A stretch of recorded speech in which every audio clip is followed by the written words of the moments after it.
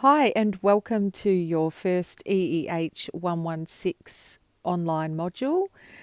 In this module, we'll take you through a range of teaching tips and strategies to assist you, and we're just using a combination of the outside and indoor classroom to demonstrate that. So enjoy. Hi, I'm India and I'm in grade 3 and 8 years old. Hi, I'm Gemma and I'm in grade 6 and I'm 11 years old. Good morning. Oh, actually, it's probably good afternoon. When we're arriving in our class situation, the first thing that we've got to think about is our safety. So as I walked through, I just checked that there was nothing on the ground, that if there was sand or leaves on the ground, that wasn't too slippery for the students. I'm going to start my class by coming into my stretch circle. My biggest tool I've got is my whistle. So this will be able to control the students. Blowing the whistle allows them to stop, look up and listen. I'm going to set boundaries within my class today. My boundaries, I'm using my white lines and I use the outside of the basketball court. This enables my students to keep within the boundaries and then I can keep them safe. I'm looking over at my equipment that would be on the court. So I would be making sure with my organisation that I would be moving this equipment over to the side. I don't want to bunch up my equipment. If I'm asking the students to get a beanbag, I might have my beanbags in this position here. I also too might organise my students to pick up the dots from this position. So safety and organisation within a PE class is paramount. So when you're now filming your video, have you got a whistle? Is your equipment available and are you organised? Make sure students are positioned so that they're not looking into the sun. Make sure any trip hazards or dangers are removed from the area where your students will be playing. Not the safest removal by my grade 3 assistant here.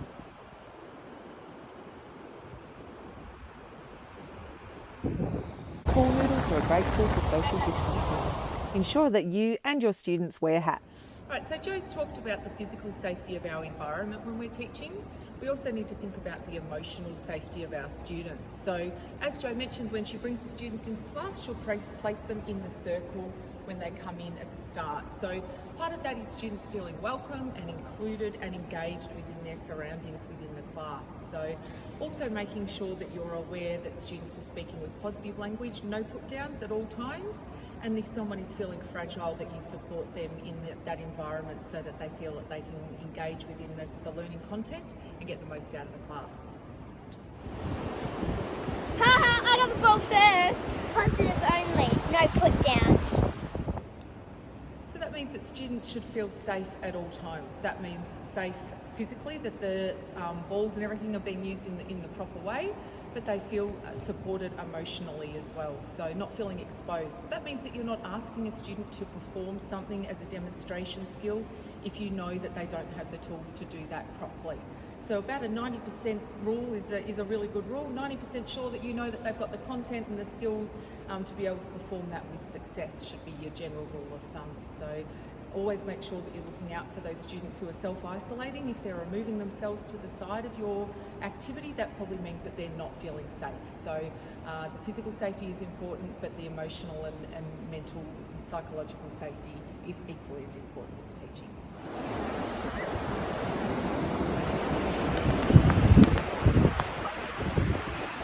Good job, Gemma, you ran really fast. Thank you, you ran really fast as well. Now we've addressed safety, we're going to have a look at organisation in the class. If your students are going to be sharing a whistle in your class, make sure you have one of these, which is a squeezy whistle, so that they're not sharing a whistle. So the reason we don't give the equipment out before we're about to start the activity is that the students are going to want to play with it and they'll be distracted instead of listening to your instructions. I suggest in my class that with a partner situation, that number 1 comes and collects a ball, number 2 comes and collects a dot. I really love this idea of dots. Hula hoops are very slippery. They're big. So if we're playing on a ground like this and a child was to step in, that's slippery. Whereas if I put my foot onto the dot's actually going to stay into place. When I need boundaries, or I want my students to stand on something, dots are fantastic. Coloured dots are wonderful to stand on. Coloured dots are fantastic to jump from. Coloured dots are fantastic for 2 feet, maybe even when I'm doing my two-handed strike. How about my leaping? I could actually get my frog leaps from dot to dot. How's that? Beautiful, Jo. So in your assessment task, but also in your future teaching, you need to understand why we teach fundamental movement skills. So these skills, they're a building block for activities that they will do in their future life. So we talk about having if you don't have the ability to dodge and change directions, then how will that limit you in your future engagement in physical activity? So really dig down and research why your fundamental movement skill is considered fundamental to your students' learning. When you're teaching the fundamental movement skill, you need to understand the key teaching points, or as defined in your rubric, the KTPs. So the key teaching points are the essential elements that make up the skill, or the successful performance of the skill should have those key elements within it. Make sure your key teaching points are clear and concise. And with your prep students and year 1 students, you would have no more than 2 or 3 key teaching points that you're focusing on with the skill. That includes when you're teaching it and when you're assessing it. This page is taken from the Victorian FMS book, which is available on Cloud Deacon for you. You can see the KTPs and down below the age which we introduce these. Indigo is only 8 years old, so I'm getting her to focus on keeping her eyes on the target and having her body in a sidearm position, using the teaching cue of kiss her guns to set up her overhand throw. You can see when she finishes her overhand throw as well that her arm ends up not following through across her body. So that would be a common error that we would observe in an 8-year-old, as shown here in the vision. On the other hand, Gemma is 11 years old, so I'm getting her to do the more challenging part of almost straightening her arm behind her in preparation for the throw. And then as she moves through the throwing action, we'll see that she will rotate and her hips will rotate first, followed by her shoulders rotating now, and then she'll follow through down and across her body with her throwing arm. In the next section, we're going to examine equipment that is relevant for the activity that you're teaching and also the age group you're teaching. This is a section in your video, and this can be used by using photos from online if you're unable to access relevant equipment for your particular fundamental movement skill that you're doing in your video. Selection of equipment is really important within the primary school physical education program. Your school will have footballs, basketballs, softballs, they'll have beanbags and tennis balls. This type of equipment on the ground here is absolutely perfect to teach. The question that I'm going to ask every one of you is, do I need to use a size 5, maybe or 4 football to teach the kick? Can you imagine a little prep child with his football? Maybe too big. Okay, so I might have to think about it outside the square. Okay, look at my basketball selection. Here's a size 3 versus a size 5 when I'm teaching the bounce. Which basketball may I use, or should I really use, thinking about your safety for a student in foundation or grade 1. When I'm looking at the catch, a big hard 10-arm basketball, maybe a beanbag, maybe a tennis ball, or maybe a softball. So this is the kind of stuff that we would like you to think about, students. Thinking about the throw and the catch. Remember last week we talked about the beanbag dropping to the floor and not moving? The tennis ball dropping to the floor and moving away. Even this hard basketball, the softer basketball, just dropping to the floor and not moving so far. So think about your collection of equipment that you may have and what you would see deemed fit to use for your foundation to grade 1. My striking. So my forehand strike, my double-handed forehand strike. Tennis rackets. Hot Shots tennis rackets, fantastic. Nice and light. You can't feel that, but they're very nice and light. Okay, I've got my T-ball tee and I've got my little cone that I can hit the ball off. My cricket bats, plastic cricket bats. Quite heavy, but actually really good instead of those big heavy cricket bats. And my favourite, my little softball bat. Now remember, I'm going back to my safety and thinking, if I was to hit with a double-handed bat and the bat flew out of my arms, can you imagine and can you remember those hard softball bats that you probably used in high school? So these softball bats are fantastic.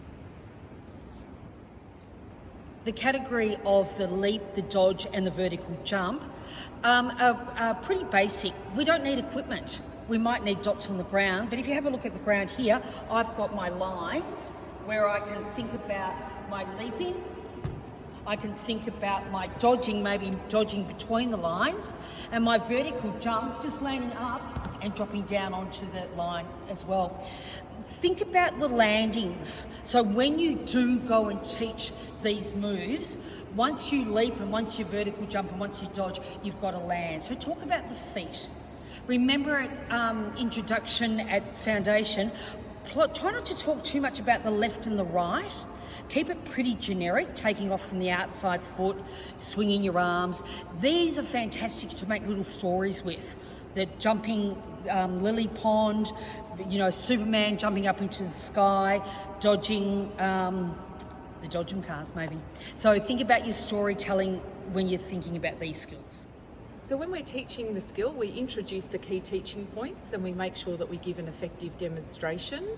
And we need to, before we move on and ask the students to actually perform the skill, we need to check that they understand what is being asked of them.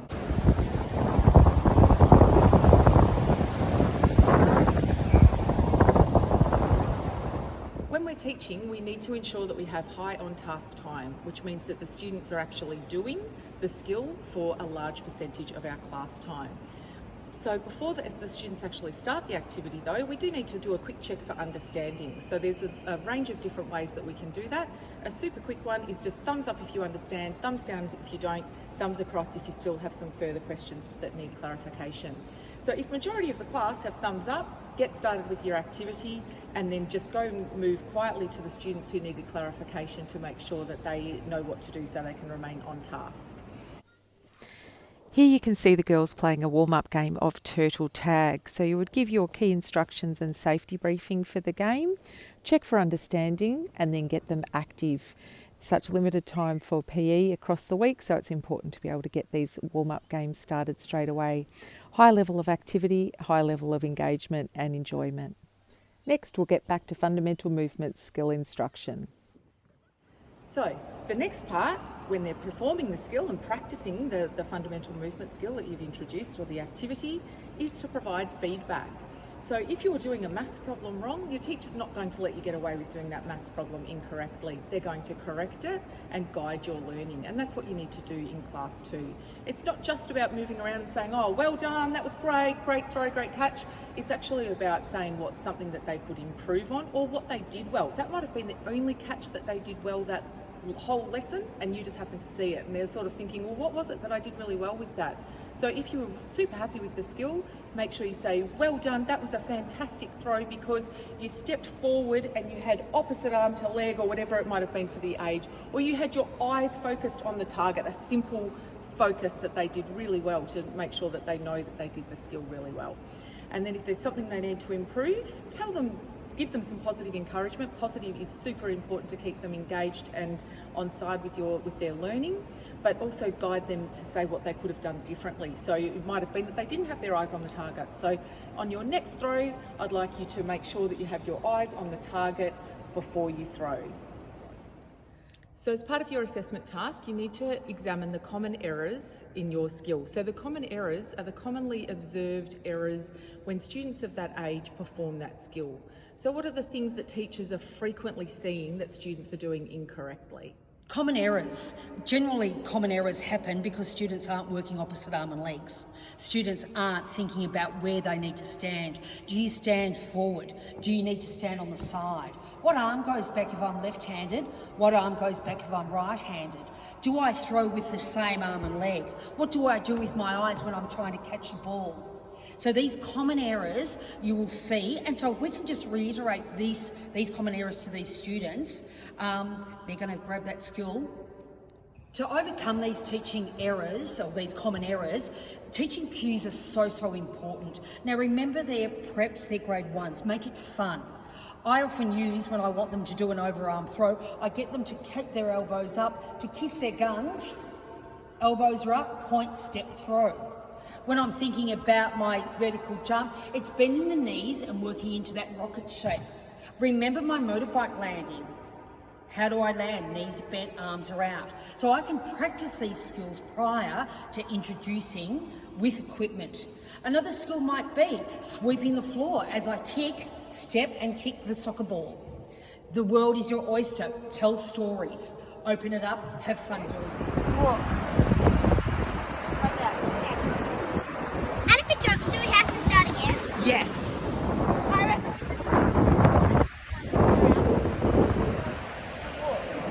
Okay, that's a good idea. Look, how are we going to do it? Someone might put in their legs.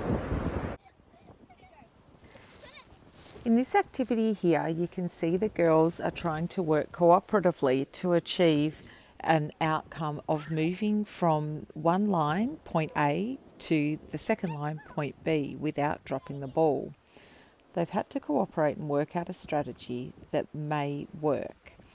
Indigo's shorter, Gemma's taller, so they keep on trying, but while they're doing it, you can see that they're laughing, they're having fun, and they're having to work together and communicate to try and work out how to get to the other side. If you weren't here in week 1, feel free to use this example as a reflection for your journal task. We hope that you found this teaching module useful and that it will be able to inform your future teaching practices and guide your preparation of your assessment task.